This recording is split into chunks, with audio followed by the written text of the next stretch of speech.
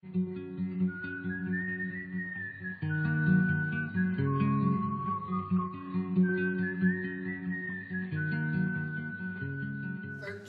famous chapter about the beasts. We often think of the beast as a main character of Revelation, and it is, but actually there are two beasts in this chapter, and there have been many, obviously, speculations about the identity of the beast. We will have to see if we can sort through the options and find an answer from Scripture itself. Let me read the whole chapter. It doesn't take long to read the whole chapter, and it's necessary. Ordinarily, I would just read the first part, the first 10 verses, which are about the first beast, and hold off to talk about the second. But the problem is, the first beast's identity is concealed in some of the things that are said in the latter half of the chapter. After we are introduced to the second beast, we get back some information about the first, which we need to take into our consideration right from the beginning when we're trying to identify who the beast is or what the beast is.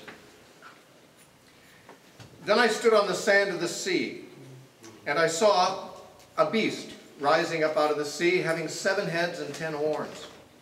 And on his horns 10 crowns, and on his heads a blasphemous name. Now the beast which I saw was like a leopard. His feet were like the feet of a bear, and his mouth like the mouth of a lion.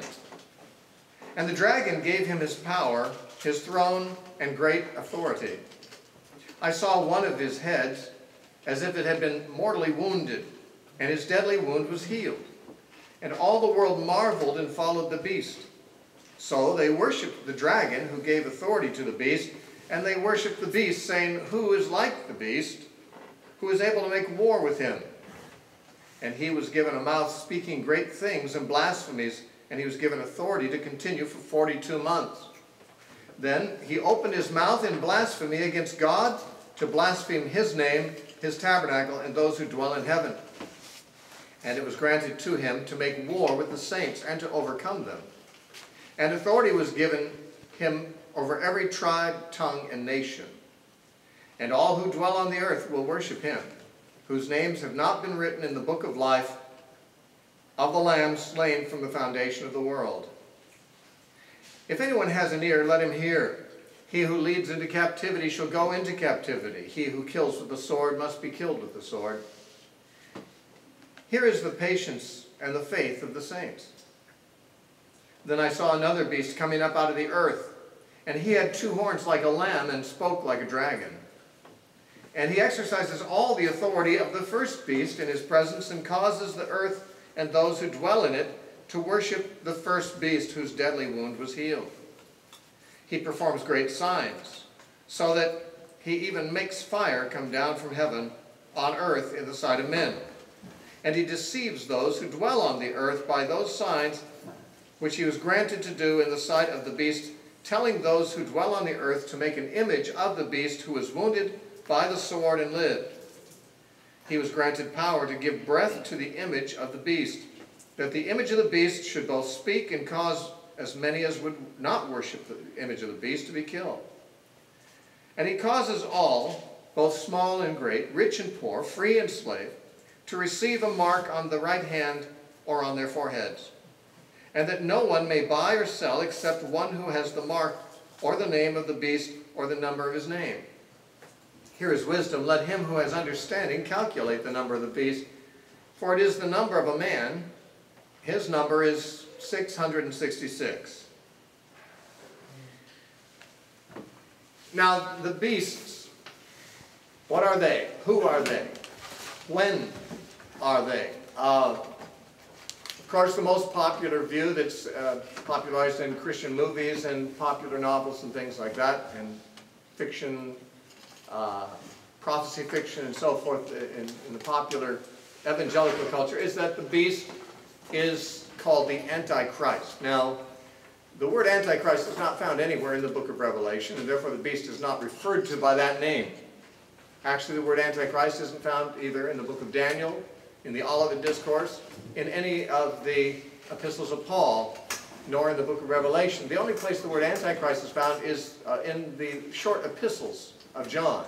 1 John mentions the Antichrist twice, and 2 John once.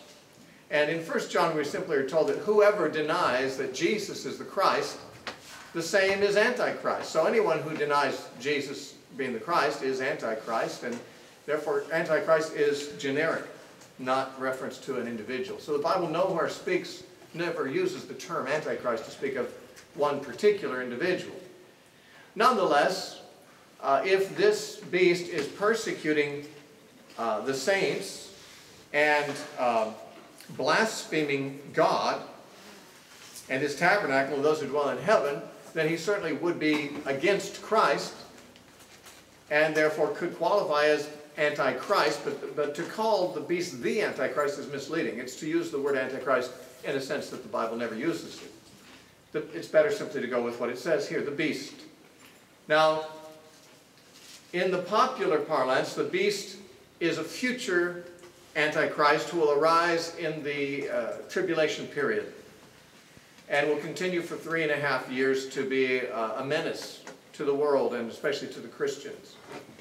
The Antichrist's career has been mapped out for us in many popular novels and movies, none of which follow the Bible very closely, and most of which is entirely speculation.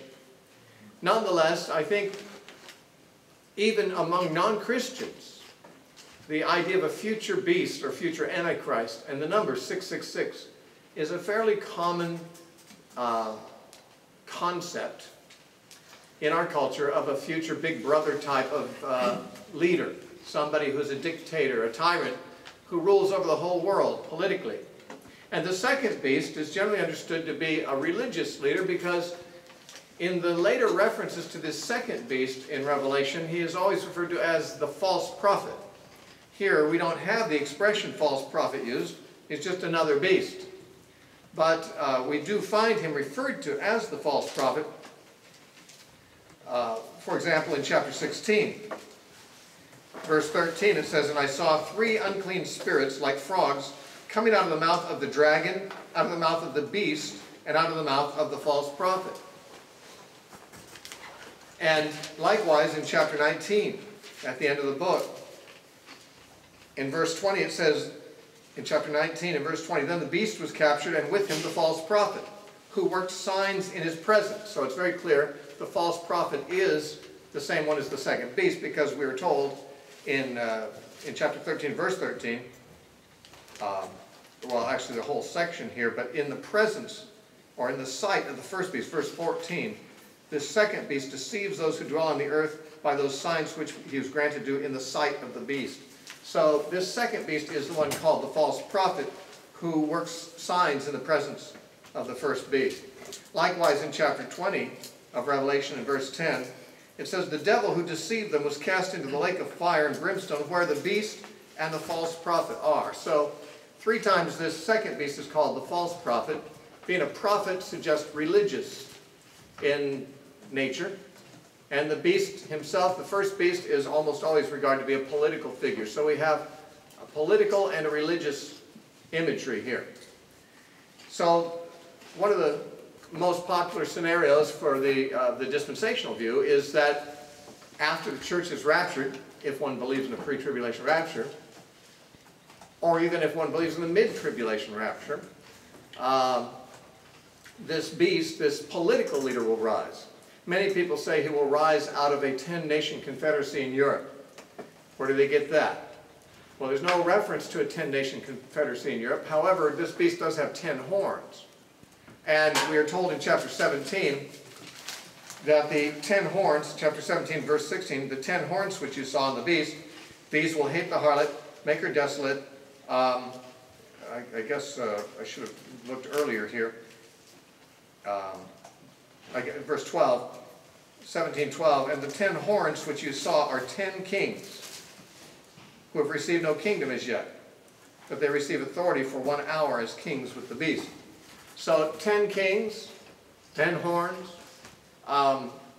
Many believe this is to be associated with the image that Nebuchadnezzar saw in Daniel chapter 2, the head of gold, a chest of silver, a belly of bronze, legs of iron, and feet of a mixture of iron and clay. And many have suggested that the feet represent a revived Roman Empire in the end times. And since it's a human image, it is assumed that it has 10 toes. And therefore the 10 toes are thought to be the 10 nations, represented here by the 10 horns, that make up a last days confederacy in Europe in the end times, what many call a revived Roman Empire. This is the popular view of the dispensationalists. On their view, the Antichrist makes a covenant, actually at the beginning of the tribulation, a 7-year pact with Israel, which allows them to rebuild their temple. But in the middle of that 7 years, in the middle of the tribulation, he breaks his promise, and then he shows himself to be the monster that he really is. And he persecutes the Jews. He sets up an image of himself in the temple, which some people identify as the abomination of desolation. I'm assuming that anyone who's been an evangelical for very long and has read books or heard preachers on the radio is familiar with most of what I've just described. None of it is in the Bible. There's no reference to an Antichrist making a 7-year covenant with anybody. There's no reference to an Antichrist setting up an image of himself in the temple, ever. No reference in the Bible at all to that. Now, where do they get that? The idea of a 7-year covenant comes from Daniel chapter 9 and the 70 weeks of Daniel. We will not be looking at that tonight. We don't have time. But in the 70 weeks of Daniel, there is each week is 7 years. And after 69 weeks, the Messiah is cut off. And then it says, the people of the prince who is to come will destroy the city and the sanctuary. But then it says, and he will make a covenant, or confirm the covenant with many for 1 week, meaning 7 years.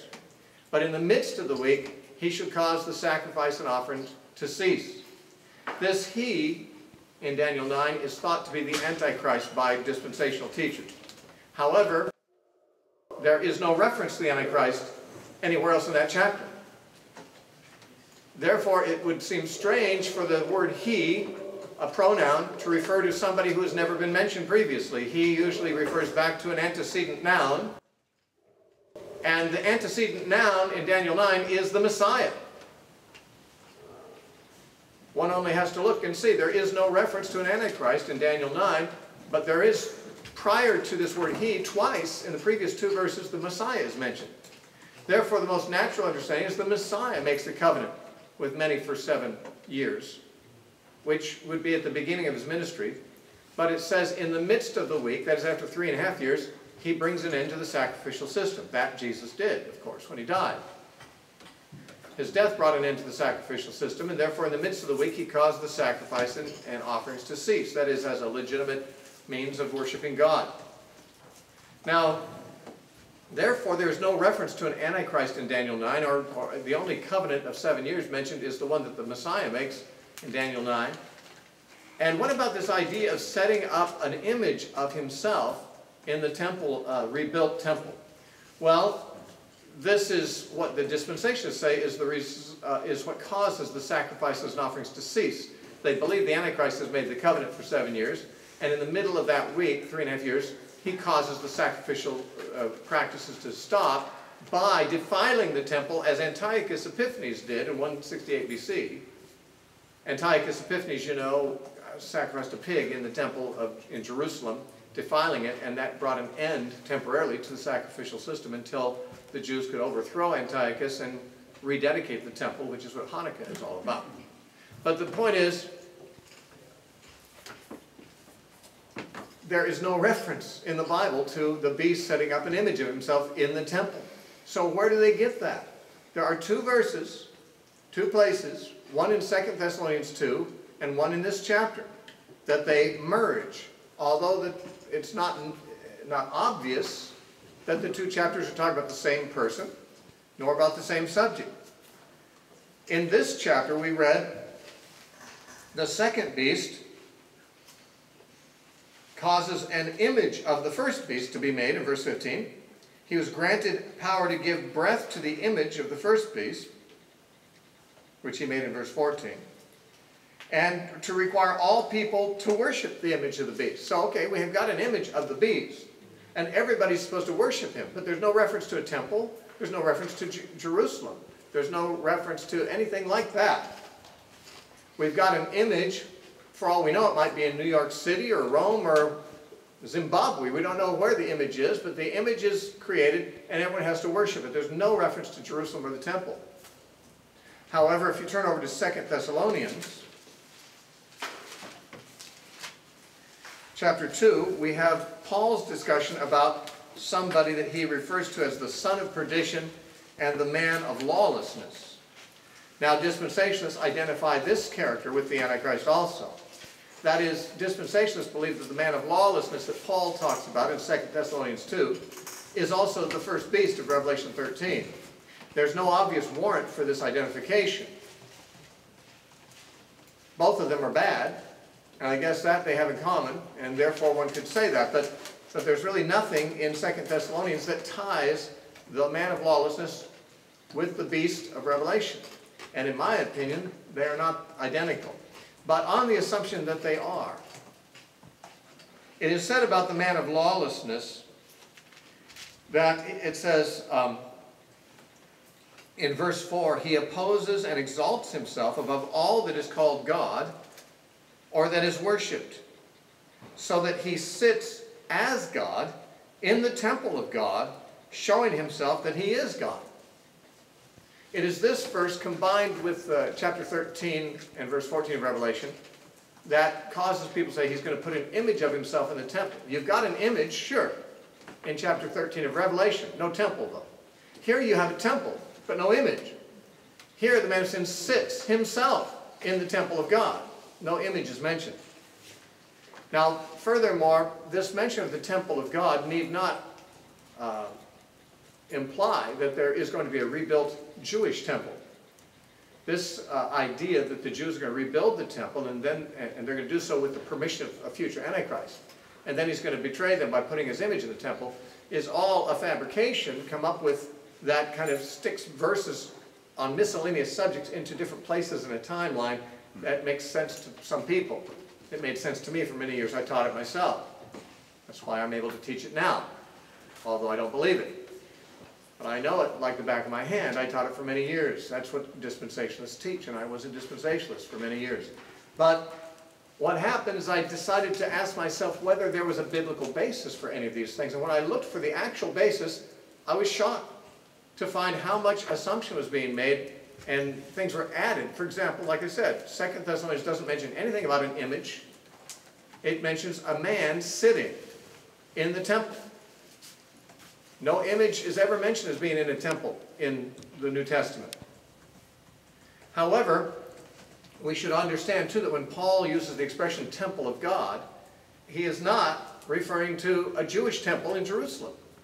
Paul uses the expression temple of God in two other places. He does not refer to the temple in Jerusalem when he uses that expression. Paul never referred to the Jewish temple as the temple of God. But he did refer to the temple of God elsewhere. 1 Corinthians, for example, chapter 3. 1 Corinthians 3:16, he says, "Do you not know that you are the temple of God, and that the Spirit of God dwells in you?" Who's you? Plural. The church. He also said of the church in verse 9, "We are God's fellow workers. You, the church, are God's field. You are God's building." What kind of a building? A temple. The church is being built up of living stones into a holy temple in the Lord, Paul said in Ephesians 2.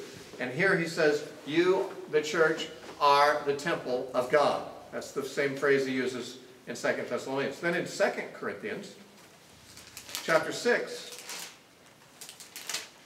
2 Corinthians 6,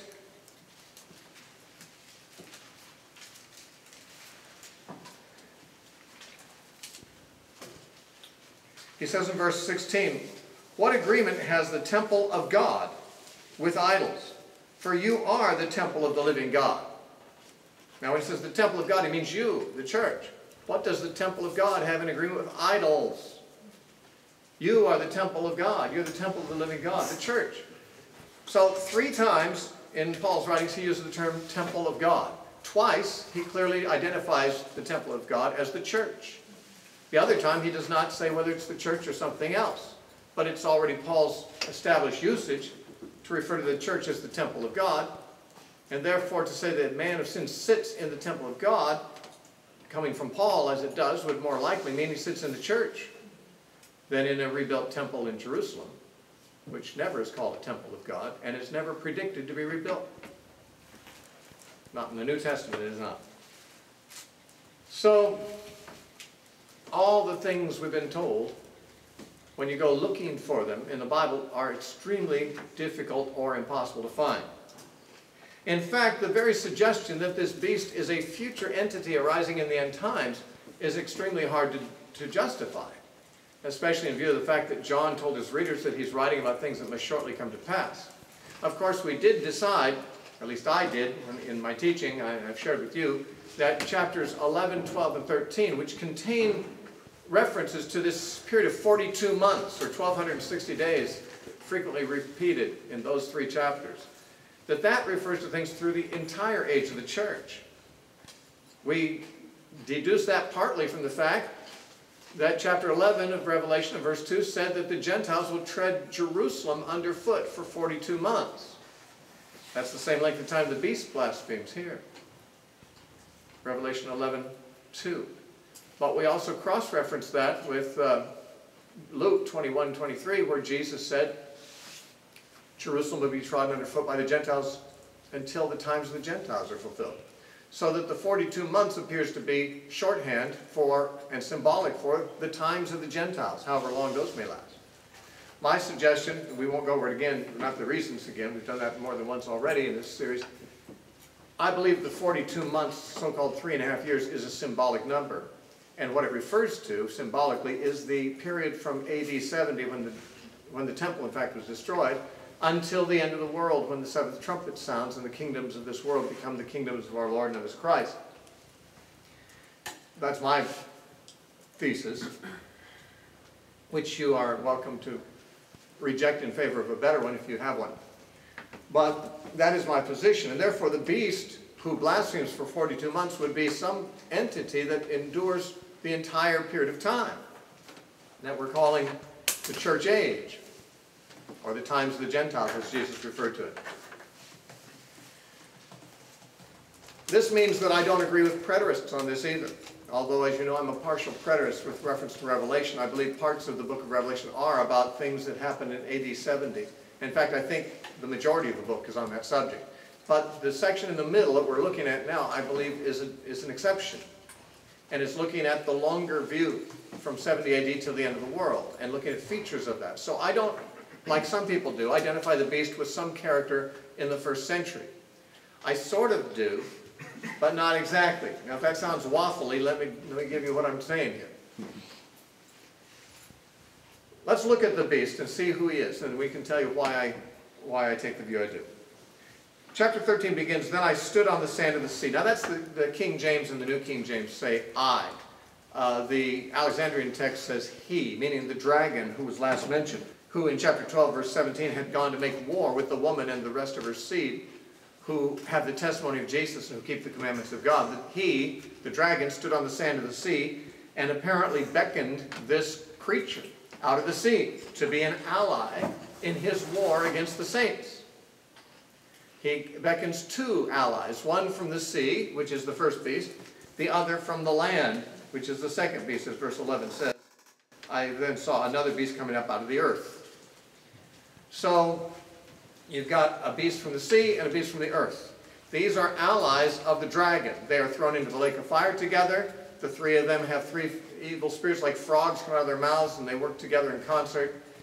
So we have the dragon and his 2 tools that he uses. One of them the first beast, one the second beast. The first one political, and the second one religious. Well, who are they, or what are they? Now, we have some clues given to us by the fact that the beast that comes out of the sea here has 7 heads and 10 horns. Later, we will be told in chapter 17 that the 7 heads are 7 hills upon which the harlot sits, and that they are also 7 kings, which is confusing because the 7 heads do double duty as symbols of kings and of hills. But then, or mountains, it says 7 mountains, not hills. And then the 10 horns, they're 10 kings. So you got 17 kings altogether here mixed together in this beast. Sounds like it's not just one governmental system, but many. But he goes on to say, in verse 2, the beast which I saw was like a leopard, his feet were like the feet of a bear, his mouth like the mouth of a lion. Now these three beasts, a bear, a leopard, and a lion, and one with 10 horns, are seen as separate beasts in Daniel chapter 7, and they come out of the sea also, like this beast does. If you look at Daniel chapter 7, the beginning of that chapter, Daniel 7:1 says, in the first year of Belshazzar, king of Babylon, Daniel had a dream and visions of his head while on his bed. Then he wrote down the dream, telling the main facts. Daniel spoke, saying, I saw in my vision by night, and behold, 4 winds of the heaven were stirring on the great sea. Now it's interesting because back in Revelation 7:1, before the 144,000 were sealed, it says, there was a command given to the 4 angels of the 4 winds to not blow on the sea or on the land or anything else, not to stir things up yet until the 144,000 had been sealed on their foreheads. Now, verse 3, and the 4 great beasts came up out of the sea, each different from the other. The first was like a lion. In verse 5, suddenly another beast, a second, like a bear. In verse 6, after this I looked, and there was another, like a leopard. In verse 7, after this I saw in the night visions, and behold, a 4th beast, dreadful and terrible, exceedingly strong, had huge iron teeth that was devouring, etc., etc. And at the end of verse 7 it says he had 10 horns. So we have 4 different beasts. One's like a lion, one's like a bear, one's like a leopard, and one has 10 horns. This beast in Revelation has all the features. He's like a leopard, he's got feet like a bear, a mouth like a lion, and he's got 10 horns. And throw into that 7 heads too. This beast is symbolic, as are Daniel's beasts. But for what? Daniel's beasts, as we know, as we read on in the chapter 7 of Daniel, are 4 empires, in Daniel 7. 4 successive empires. The first is Babylon. The second is generally believed by evangelical scholars as Media-Persia, which conquered the Babylonian Empire. The third is the Grecian Empire under Alexander the Great, which conquered the Persian Empire. And then the 4th is the Roman Empire. So these 4 beasts are 4 empires, Gentile empires. They come out of the sea. The sea seems to represent the Gentile world. So this beast looks like it's kind of the composite of all of them. And as such, I'm going to suggest that it represents any government, any Gentile nation, any political system which embodies or is an embodiment of the dragon, Satan, and persecutes the church at any time during the 42 months. We remember when we first saw the dragon in chapter 12, we were told that the dragon was fiery red, had 7 heads and 10 horns. This is chapter 12, verse 3. The dragon, who is Satan, has 7 heads and 10 horns in the vision and is red. This beast is also red. We're not told that in chapter 13, but we are told that in chapter 17 and verse 3. The same beast is described. Revelation 17:3. He carried me away in the spirit to a wilderness, and I saw a woman sitting on a scarlet, that's red, beast, which is full of names of blasphemy, having 7 heads and 10 horns. This beast is the same color, same number of heads, same number of horns as the dragon. He's just the dragon with skin on. He's the dragon incarnated in a political system. To suggest the beast in Revelation is a man is rather strange because, first of all, none of the beasts in Daniel are a man. They're all systems. And this beast seems to be a combination of all the systems. Therefore, representing, it would seem, governments in general at any time that the devil incarnates himself into to persecute the church. There have been many. I believe that there are some today, of course. I believe that throughout the entire church age there are governments that persecute the church. As we speak, the Chinese and the North Korean governments still persecute the church. Communist governments did in general in the 20th century. Muslim governments often persecute the church. In the Middle Ages, many times the papal states persecuted people like Wycliffe and Huss and Luther. and others who wanted to follow Scripture instead of following the papal church. And the states were under the control of the popes and so forth, and so they persecuted the Waldenses and the Hussites and the others who were actually Christians, actually the saints of the time. Got persecuted by these countries. In John's day, the Roman Empire did, and one Roman emperor in particular, I believe, who was Nero. Now, when we find the number of the beast mentioned as 666, I believe this is an allusion to Nero. I've mentioned this before. He wants his readers to understand who the beast is that they will be dealing with. In verse 18, he says, "Here's wisdom, let him who has understanding calculate the number of the beast." It's the number of a man. He assumes that his readers, if they're clever, will be able to identify the beast from this number. It obviously was somebody contemporary with themselves, or else how could they expect to be wise enough to calculate? I mean, if it was Henry Kissinger or Jimmy Carter or Ronald Reagan or any of the many people who've been suggested to be the Antichrist in our time, how would John's readers know how to calculate the number to get those names? You know? Obviously, John assumes that the beast that is being identified by this number is contemporary with his readers, and if they're smart, they can figure out who he's talking about. Now, I believe the only figure, the only political leader in the first century that can reasonably have his name calculated out to 666 is Nero, Caesar Nero, and these words are translated into Hebrew. The Hebrew letters calculate or add up to 666. There have been many people in history in modern times that people have taken the letters of the names and found them to mean 666, but those don't live at the right time in history for this. This beast, whose number is 666, is living in the time of John and his listeners, so they could figure out who he is. And the only person on the historical scene that this could fit that I'm aware of, from any commentaries I've read, is Caesar Nero, and I believe it is him. I believe at the time of writing, the manifestation of the beast, the incarnation of Satan in a political system, was in Nero and his government. At other times, other persons and other governments are the current manifestation. The beast is a concept. The beast is the idea of the devil using governmental power, demonically inspired, satanically empowered to fight against the saints, that is, against the church, to be part of the devil's warfare against the church. Nero was the man. He was the emperor at the time of this writing, I believe, and therefore he wanted his readers to identify who they're up against. And we would have to identify by other features than the number 666, because Mr. 666 isn't living today. But this beast, it says, had a head that was mortally wounded, but he lived. Now this imagery, the idea of a head wound, a mortal head wound, but the beast lives, has sometimes given rise to the notion in popular fiction that the Antichrist will be subject to an assassination attempt, to receive a shot in the head, a bullet in the skull.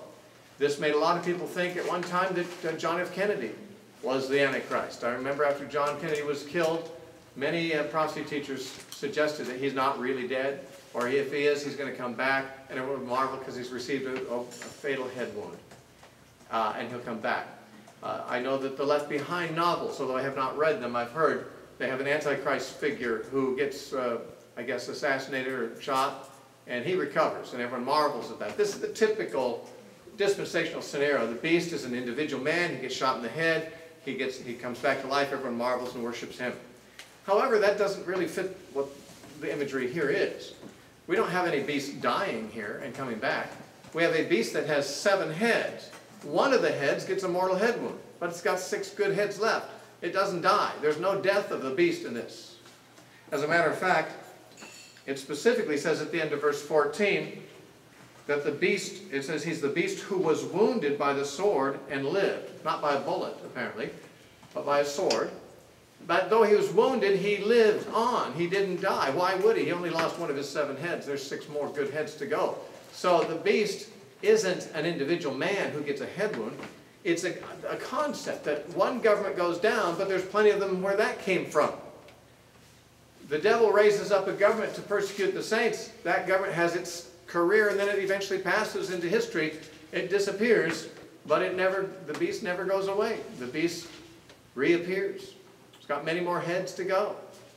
And I believe the number 7 is symbolic. It's a symbolic number for perfection or completeness. The complete number of kings, the complete number of governments that will ever persecute the church is represented by these 10 horns. And any of them might die, but it leaves plenty left where that came from. So this is the way I understand that imagery myself. Now he blasphemes, and it says in verse 7, it was granted to him to make war with the saints and to overcome them. The overcoming of the saints, I believe, is no doubt at the end of his career, because that resembles chapter 11 and the 2 witnesses who I identified as the church.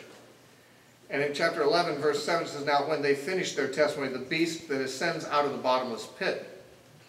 Now he's the same beast, I believe, who makes war here with them. He makes war with them and he overcomes them. Okay, so a beast fighting against the church, able to overcome them briefly at the end of church history, but not permanently, because they rise from the dead and are ascended into heaven in the rapture eventually.